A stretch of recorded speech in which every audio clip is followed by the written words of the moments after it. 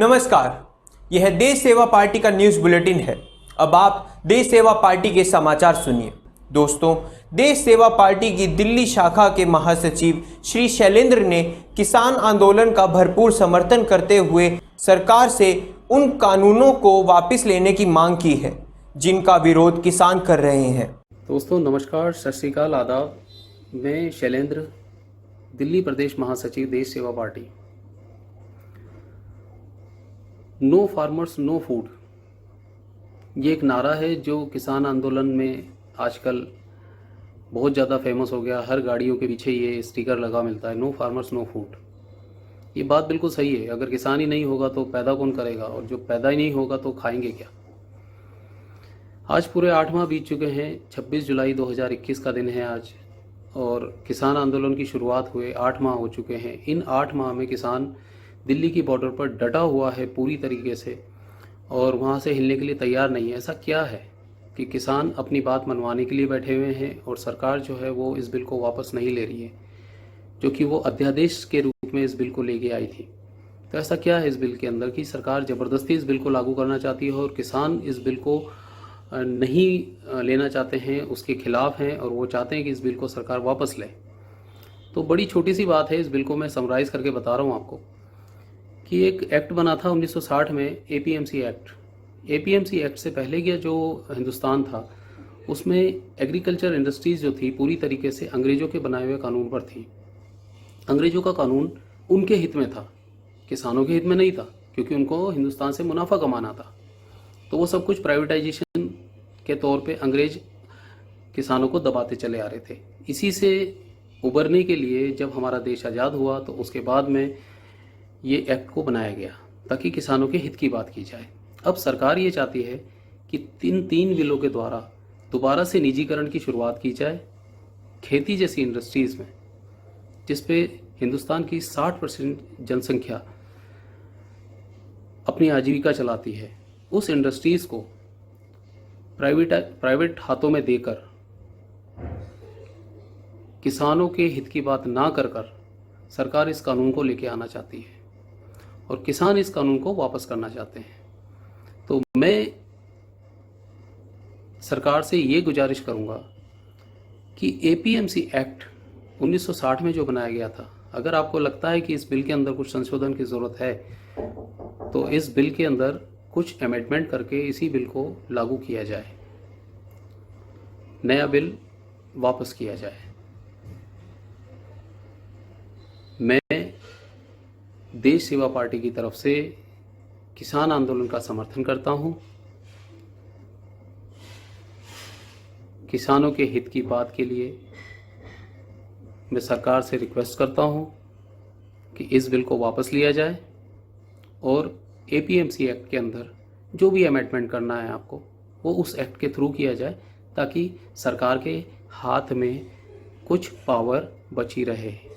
पूरी तरीके से प्राइवेट करने से वही हाल होगा जो आज हमारे मोबाइल कंपनी का हुआ है, बीएसएनएल और एमटीएनएल का। मैं अपनी बात को यहीं विराम देता हूं। धन्यवाद।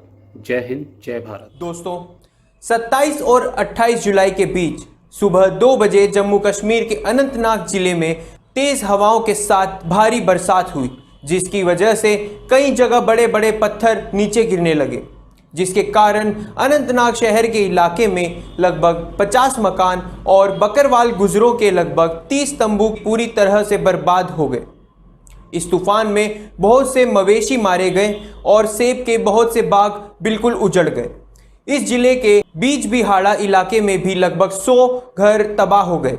इस मौके पर अनंतनाग में देश सेवा पार्टी की टीम फौरन राहत के लिए पहुंची।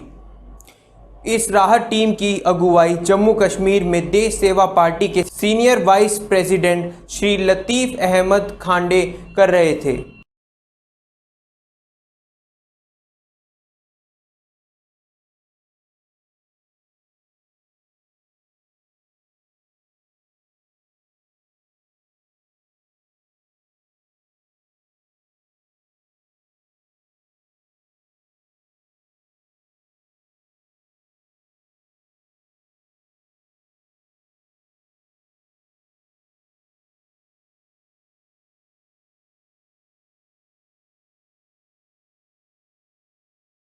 इस यूनिट के सेक्रेटरी आरिफ अहमद राठर भी उनके साथ मौजूद थे। दोस्तों, पूरे देश में देश सेवा पार्टी का विस्तार किया जा रहा है। श्री नरेंद्र प्रताप सिंह को पार्टी की बिहार राज्य शाखा का अध्यक्ष तथा रिजवी सैयद शाहिद अली को बिहार राज्य शाखा का वरिष्ठ उपाध्यक्ष बनाया गया है। श्री कमर अब्बास रिजवी इस यूनिट के उपाध्यक्ष बनाए गए हैं। श्री सैयद मोहम्मद अस्करी तथा श्री कमरान जैदी को दिल्ली राज्य यूनिट की जाफरी काउंसिल का सेक्रेटरी बनाया गया है। श्री अनुज किमार दादरी ब्लॉक के अध्यक्ष बनाए गए हैं। श्री अली अब्बास जैदी को उत्तर प्रदेश की जाफरी काउंसिल का उपाध्यक्ष तथा श्री नजफ अली को सेक्रेटरी बनाया गया है।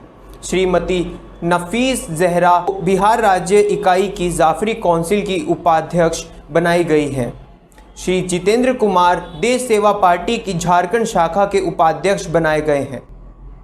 श्री अजहर मलिक को उत्तराखंड राज्य अध्यक्ष तथा श्री अंसारी रिजवान निज़ामुद्दीन को गुजरात राज्य की उलेमा काउंसिल का महासचिव बनाया गया है।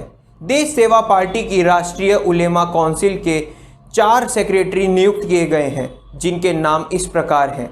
श्री ज़फ़ीउर रहमान, श्री वासिफ खान, श्री सैयद मुजीबर रहमान चिश्ती तथा श्री सैयद इस्माइल साबरी। श्री मोहम्मद सगीर को बिहार में पूर्णिया विधानसभा का उपाध्यक्ष, श्री सैयद अली को बिहार में मुजफ्फरपुर लोकसभा का महासचिव तथा श्री नसीर अहमद भट्ट को जम्मू कश्मीर में शोपियान विधानसभा का सेक्रेटरी बनाया गया है। दोस्तों, आपसे अनुरोध है कि यदि आपने हमारे इस चैनल को सब्सक्राइब नहीं किया है तो मेहरबानी करके इस चैनल को सब्सक्राइब कर लें और घंटी का बटन ज़रूर दबा दें। इस बुलेटिन में इतना ही। अगले बुलेटिन तक के लिए आज्ञा दीजिए। नमस्कार। जय भारत।